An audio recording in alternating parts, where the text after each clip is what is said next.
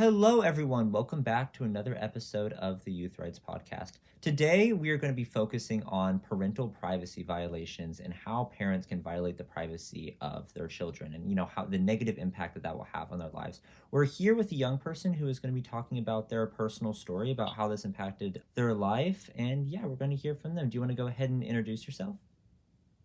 Yeah, sure. Hi, I'm Jewel. I'm 17. I'm from the UK. I learnt about Naira from my wonderful partner, and I'm so glad to be able to be on the platform today and talk about things that mean a lot to me. So yeah, just go ahead and start talking about like the main issues of what's going on with your parents and the ways that like they've violated your privacy and like negatively impacted you, stuff like that. Just tell your story. It's mostly my mother. Mm-hmm. She's really nice in some regards. I love her. I care about her, but she tried to put location tracking on my phone, which I couldn't turn off. Mm-hmm. I managed to get it off using my laptop, but she tried that, and she's also gone through my room at times, either because she thinks that something of hers is in there, or she just thought it was too messy, or just for the sake of it. Sometimes she'd like take everything off of my shelves and throw it around if she didn't think I had it tidied neatly enough. Do you feel like the way that she does this type of stuff, do you feel like it's kind of like unreasonable and like unfair? Absolutely. I don't think that as a 17-year-old I should just be watched constantly. She doesn't need to know where I am every second of the day. If I'm in trouble, I'll call her or I'll call the police, depending on how bad the trouble is. Mm-hmm. Do you want to talk about like a specific story or like an incident where like she was doing something like this and it like upset you? I do remember this one time. It could have been 2-3 years ago.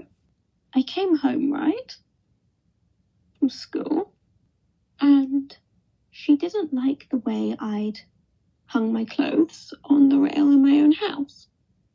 And so she just taken them all off, and things were just strewn in a heap all over the floor and all over my bed. She just completely ransacked my stuff.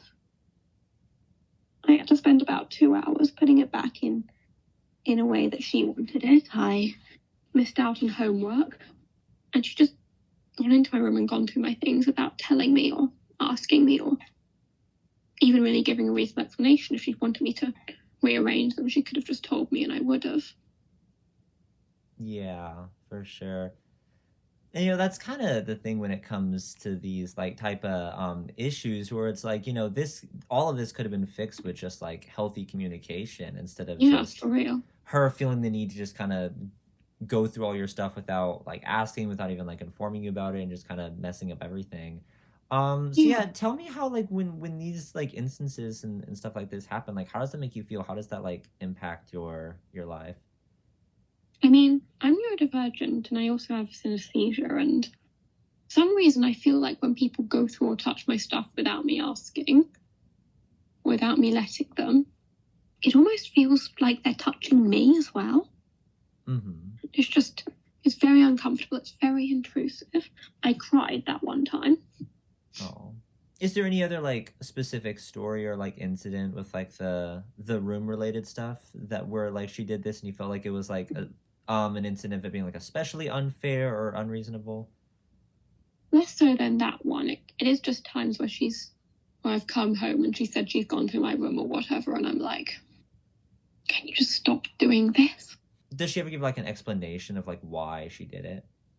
Yeah, sometimes she just thinks that one of her pieces of clothing might have gone in there by mistake in the laundry basket, and she'll just go through all my drawers or whatever. Sometimes, again, if I've lost something as well, she'll yell at me and she'll say she'll search my room if I can't find it. Is there any other way, like besides like the room related stuff, that you feel like she violates your privacy or is kind of like extra controlling? Well, the location tracking. She always wants to know exactly where I am at all times, and she said before that even when I'm 18 and I'm living in her house, she won't just let me go out where I want without telling her where it is. And if it's like with friends or whatever, she always wants to know. And occasionally I've lied about where I'm going because of that. What's the type of stuff that you feel like you would have to lie about because you feel like you wouldn't want her to know, or do you feel like she would like make a big deal about something? Like what would be the type of stuff that you feel like would cause issues like with the location? If I'm going somewhere like for fun on a school day when she would have wanted me to be doing homework, even if I don't have homework, or like if I'm going to a protest and it's a political opinion she doesn't share or whatever. I made the mistake of telling her about one today, and now I'm scared she'll be on my case about it. Also, like if I'm hanging out with a friend she doesn't really like or she thinks I spend too much time with. What would be like an example of that, like with a friend where like she's gotten like extra controlling about like you spending time with a certain friend, and like what's usually the reason for why she does that? I don't know. I don't think she likes my current partner much, and so I guess she yelled at me for trying to meet up with her once because I was spending too much time with her and not enough time for school. So I've lied about going to art galleries and things for school projects in order to meet up with her. Yeah, see, that's like a really big issue when it comes to like when like parents try to exert like unreasonable control over like partners and like friends and stuff like that. And it's really weird because the fact that it's like they should be happy that it's like their kid has like either like a close friend or like a partner or someone that they want to spend time with, because like the alternative is just the kid being at the house and like kind of being isolated from people. So it's like why are they going to be upset over them like actually going out and spending time with people and like enjoying themselves? Like that's something that that's something that I've always found like very, very unreasonable, like with stuff like that. So I don't know. Also, she doesn't really know that we're dating. She only sort of knows I sort of have a crush on her. But my mum screamed at me once, accusing me of sleeping with her just completely out of the blue. Oh. In like a really intrusive way. It was weird. What started that? Like what caused that to happen? I don't know. We were hanging out too much.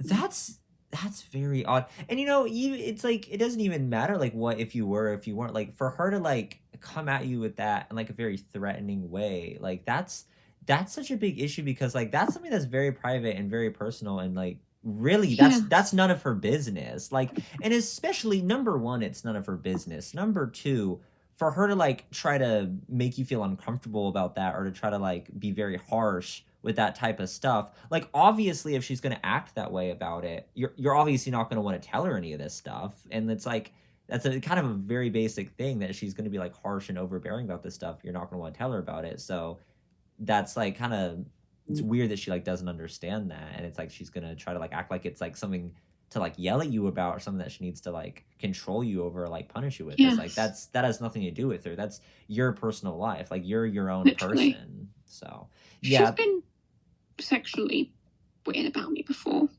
Not in like a creepy, not necessarily in like a creepy way, but in kind of more of a body shamey way. Do you want to like give like an instance, like an example of that happening? Yeah, like she said about my clothes or makeup that I looked like a prostitute, or wow, she's like refused.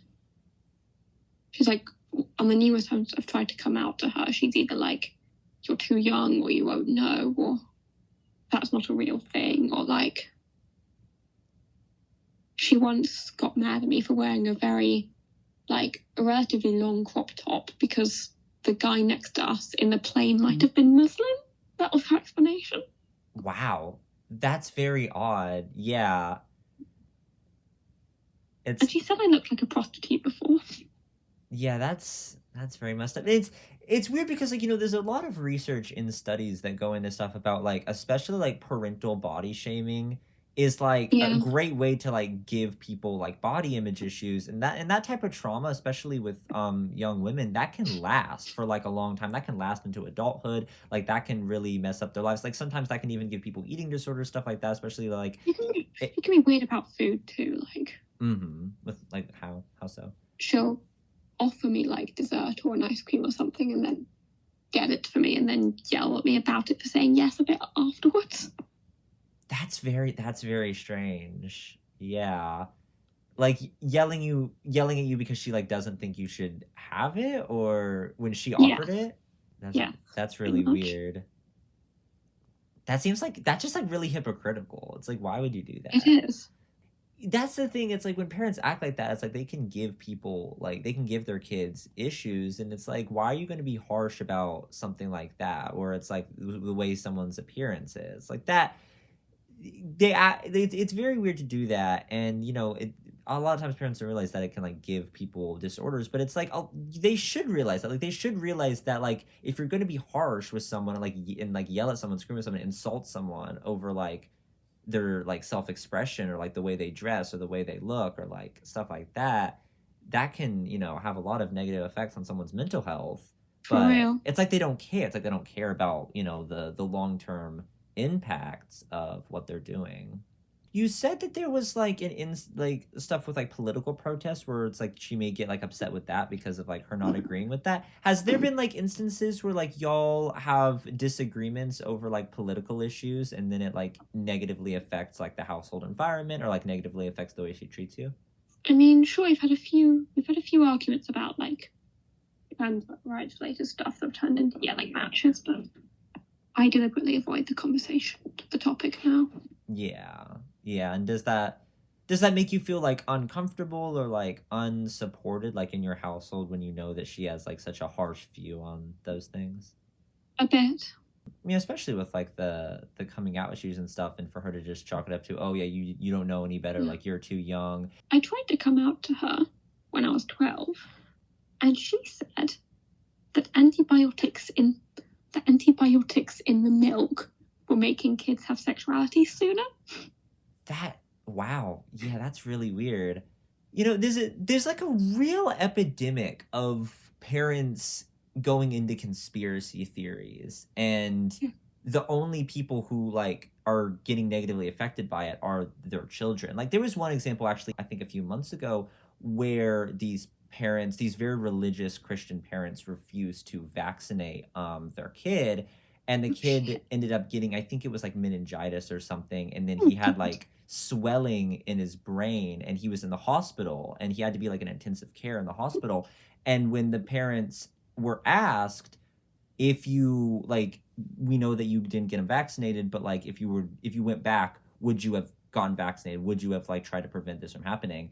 And they said that they wouldn't have done anything differently, and they said this is like God's plan. God has a plan What the for hell? Ethan or something like that, because of the fact that they're so like involved in their like religious conspiracies of like, oh, how the like God will protect my kid, the vaccinations are bad, all this, all that.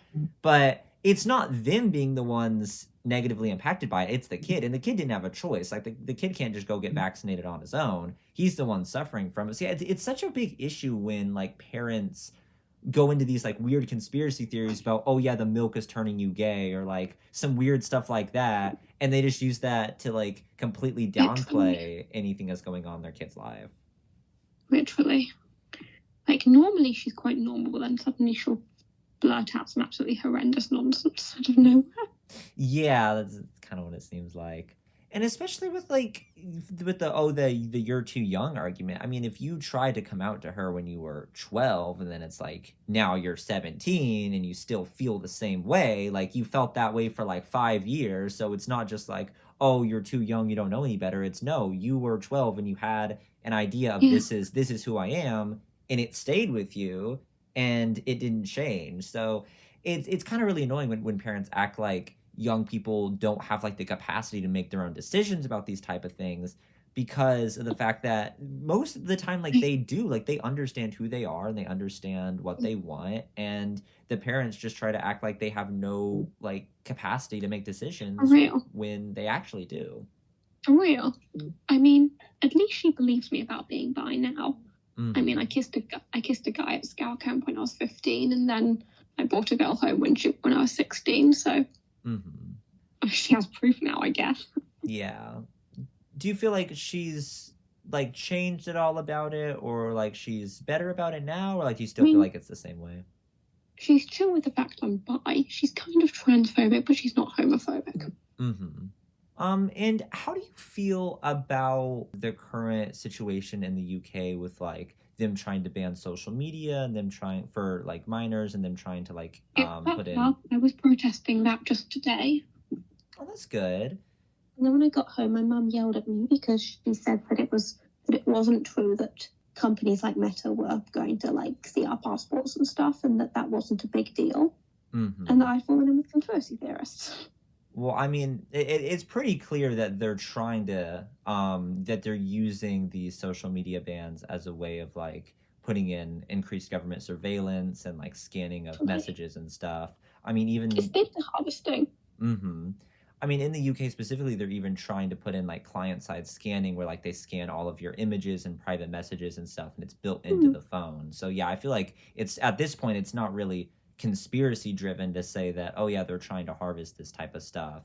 Um, literally. because they kind of clearly are, especially in the UK when you can get arrested or put in jail for like social media posts and comments and stuff like that if they like deem something to Hmm. be offensive. So that's why it's especially a big issue in the UK. But I know that you mentioned how you are like how you were bi. When you were growing up, were you ever part of like online communities using social media that like were, you know, like kind of more queer safe places, stuff like that? Because I know like one of the big issues with Yeah, social I media was. bans is like Most of the fandoms were quite queer heavy. yeah. So do you feel like because you know if young people like under 16 get banned off of social media like what the UK is trying to do It'll be currently, devastating. yeah, like they wouldn't have access to these safe places. So if they grow up in a home where like let's say they maybe are queer or they're gay or they're trans or something like that and their parent is homophobic, transphobic, they don't have like a safe place to go to because of the fact that they don't have one in the real world, but then they can't Yes. even go online anywhere because of the fact that the government's putting in these policies. So Yeah. how would you have felt like if you didn't have access to those, and you know how did having access to those places like kind of help you and benefit you? It really helped me figure out my identity and realize there wasn't really anything wrong with me, which was amazing actually. That's good. I kind of vaguely knew about the content of queerness, but I only really got a proper understanding of it way. And I think that's the same thing with being neurodivergent. That's how I figured out I might be autistic, which it turns out I am. I got diagnosed. Mm-hmm. I also think that this ban will be really dangerous for neurodivergent kids, especially if they're ostracized in school or they're the only ones in their sort of in-person community Yeah. and they don't get to encounter other neurodivergent people. Mm-hmm. Like the internet is full of them, internet fandom spaces are full of them. And listen, I know what it's like to be in a place where nobody has even heard of your special interest and thinks there's something wrong with you for liking it. Mm-hmm. We For sure. need those niche communities, those social places built around often quite strange and specific things and like unusual hobbies. Mm-hmm. Because like having a hobby can be a social thing, but half the time there won't be an in-person fan club for that niche 80s movie, you know, Mm-hmm. For sure. in your area. And finding community around things that actually matter to you instead of trying to sort of follow trends you hate or take on activities you hate is important.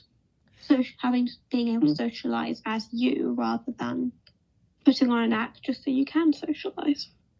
Yeah, for sure. And if, you know, these social media bans went into effect and, you know, all of these companies are forcing in like age verification and like minors couldn't even get on social media, it's like they lose that opportunity to connect with people, like especially, you know, if they're in a place where they don't really have like a good safe place, a good support system, like especially for neurodivergent and like disabled young people, because it's very difficult a lot of the times for them to connect with people and like at school or like in person. And you know, For being real. being able to connect with people online is such an important way for like young people to like make strong bonds, like make like really real friendships where like they feel safe and they feel supported, instead of like in like let's say in their school there's like really nobody who understands them, they may get bullied, like, and then so they have to turn to these other communities. So yeah, that's why it's a very very threatening thing.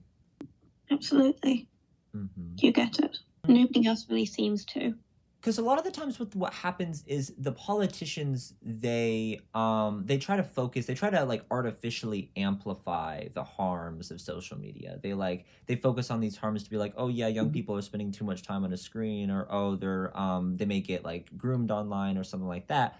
But then they completely ignore all of the benefits of like the freedom of speech, like the informational and educational value, the way the young people can connect with each other, the way they can use social media to advocate. I mean, you even talked about how you went to like a protest about being against social media ban. A lot of the time, protests like that are like literally being like pushed by social media. Like young people on social media are getting together and they're like promoting Exactly. this.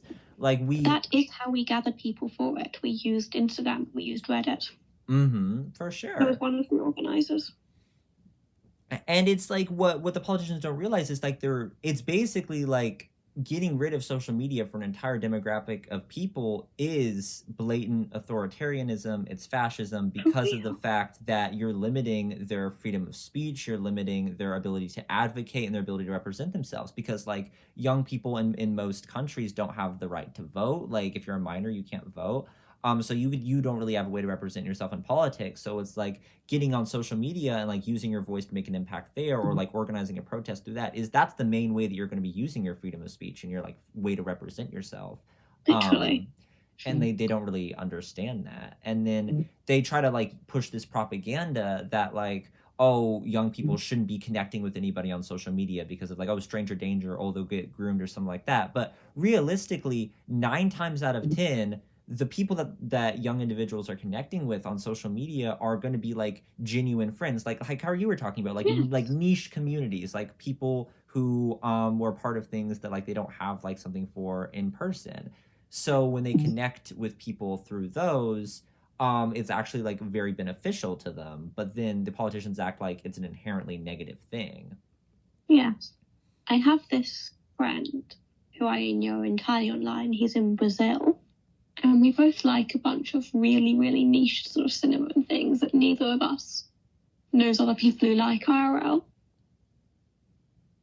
And he's just genuinely the kindest, funniest, most interesting person. And I don't know what I'd do without him. Mm-hmm. And sometimes I genuinely lie awake stressing, like, what could have happened if we'd just been 2 years younger and the ban had happened? Yeah.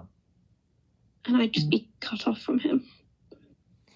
And that's such a real concern because, I've had very similar experiences in my own life where like I've gotten very close to people that I've met like online. I mean, my best friend, like when I was growing up, my best friend for like 2 years was someone that I met online, and she was like the most important person in my life. And she helped me through like the toughest times that I was ever going through. And it's like, if I didn't have that connection, it would have like really been bad for me. And a lot of the times people don't really understand that like these online friends and the people that like youth connect to over the internet, they're just as real as in-person friends, and they can provide Yeah, such a strong support system. And that if you take that away from them, you're not making young people safer, you're just cutting them off from a support system that they need. literally. And that's pretty much my story and my experience and my thoughts. Okay, great. Well, I think that's pretty much it. I think, we got a lot of good stuff. I'll try to get this uploaded later today. But yeah, thank you for your time. Thank you for sharing your story. Is there any like last message that you kind of just want to leave off with? I know that for the people listening in the UK, this is a scary time. But Keir Starmer's resigned. Things are more volatile. We can resist.